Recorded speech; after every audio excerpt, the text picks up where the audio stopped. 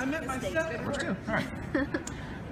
Hey everyone, how's it going? This is Max. I'm over at the Keystone Comic-Con. We're on the upper levels here. You know, quiet. We can go downstairs. It's a really cool, busy place, including you get to meet this wonderful person. Author Kristina Garlick is joining me now. Thank you for doing so. Now you've got a ton of titles. I was passing by your booth, and the zombies, time travel, and heroes caught my eye. I'm like, okay, how do those things go together? Well, actually, my heroes, time travels, and zombie story, it catches everyone's eye. And the thing is, it's actually 3 books in one. Okay. I bundled 3 of my older stories: my time travel one, my superhero one, and obviously my zombie one. And for example, my superhero one, it's a different take on the traditional superhero story. What if the superheroes fail to save the city and the bad guys take over? I like that idea. Yeah. So, and then my zombie one, it's not a traditional zombie story because she's invisible to the zombies. So you have to find out why she's invisible. Oh. It's a more introspective take of the zombie apocalypse because it's not blood and gore. It's more of a loss of identity. Huh. Cool stuff, cool stuff. And I saw that you've got a new book out, The Nature of Fame and Gossip. What's that one about? That one's actually not a sci-fi one, and the reason is because when you do these events, sometimes people like different things. Some like romance, some like horror. So I wanted to do one fiction story that's actually about a rock band, and it's about a lyricist, and it's just kind of like the rise and fall of the rock band. It's more traditional. Okay. Is this based on personal experience with music or whatnot? I just love music. I collect CDs. I have probably like 600 of them at home. So wow. Yeah. You were like the soul. You were like solely supporting the CD industry right now. Probably. Cool, cool. So what's your con schedule usually like? Did you go to a lot of the cons around here? I try to do like 2 or 3 big ones a year, and then a lot of the smaller ones. Just because the bigger ones, they take a lot out of you, and there's a lot of prep for them. But like I've done Baltimore Comic-Con, Garden State Comic Fest, Keystone, which is a lot of fun. Yeah. First year? Yeah, I hope they continue. It's really great. Definitely, yeah, definitely. Because I know these things are, of course, a ton of work to put together. So whenever I see a new one, I'm thinking, please last, please last. Exactly. Yeah. Grand Day has been one of my favorites to go to because it's a kind of a smaller scale one, but I like that. You know, it's a little more casual. You don't have the same insanity. It is. It's big enough to get everything you want to buy and see the people you want to see, but then it doesn't overwhelm. Okay. Now, when you're talking to folks, how do you like draw them in without being like, "Hey, buy this thing now"? Well, I found that if you put candy on your table, kind of like kids in a van kind of thing, which is a horrible reference. Just so you know, we're not recommending doing that, people. No, don't do that. Don't do that.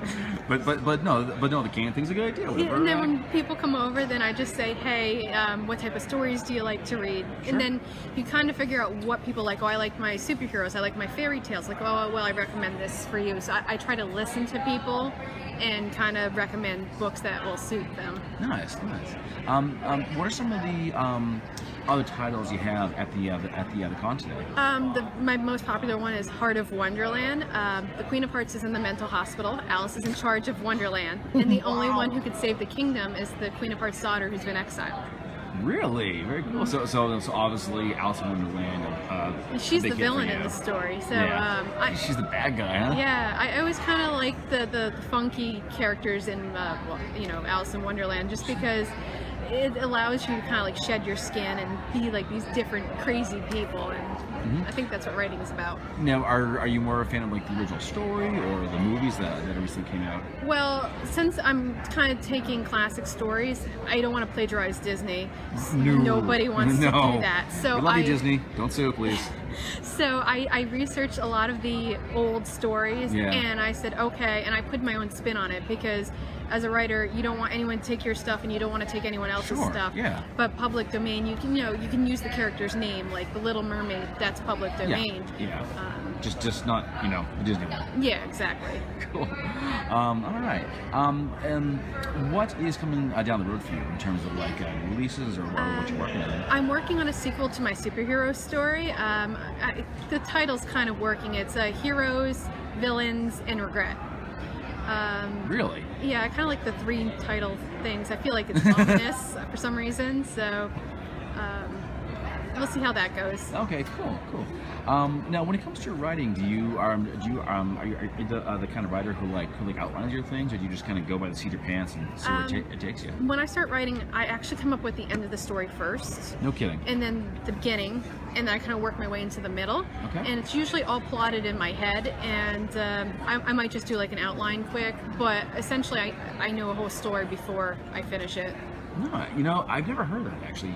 Like most people I know, they'll say, okay, they start at the beginning, or they do like the outline or whatnot, but you have the ending. The reason is you do the ending first because a lot of people will start writing a book and then they get stuck.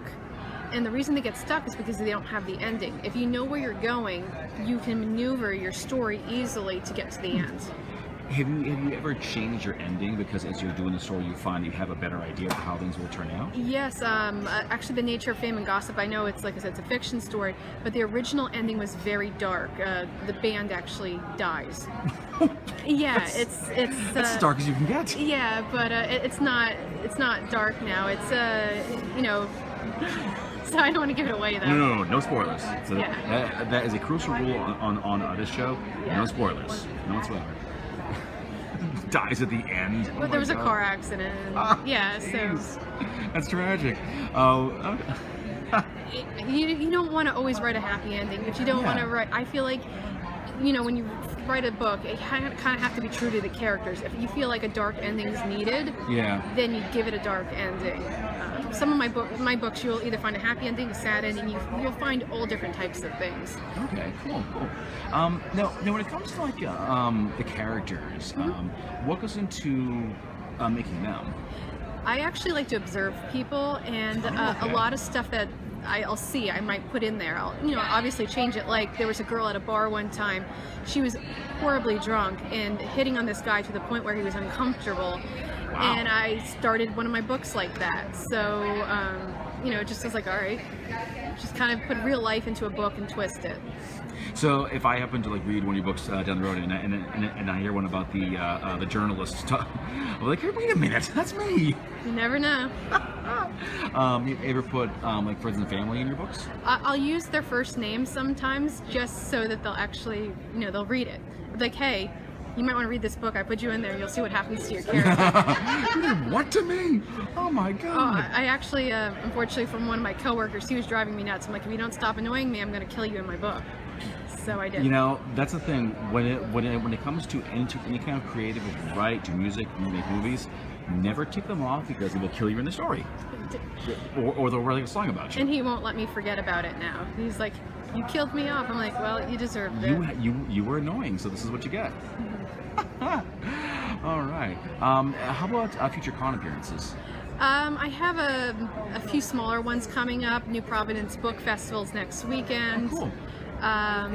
Let's see, my local town where I live in Hackettstown, New Jersey, so I'm doing an event there, and then I have some book festivals for a library, which I wish I remembered off the top of my head, but I don't. Well, you can probably find all these at KristinaGarlick.com. Exactly, they're all listed there. And that's Kristina with a K, and Garlick, Garlick.com. You can learn about all the future con appearances, buy the books. Exactly. And one thing that I usually ask writers is, do you prefer to read in print or on an e-device?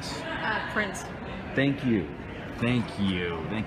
Buy more books, people. Buy the print ones. Don't let this go out of style, please. All right, Kristina, thanks very much. I appreciate it. Thank you.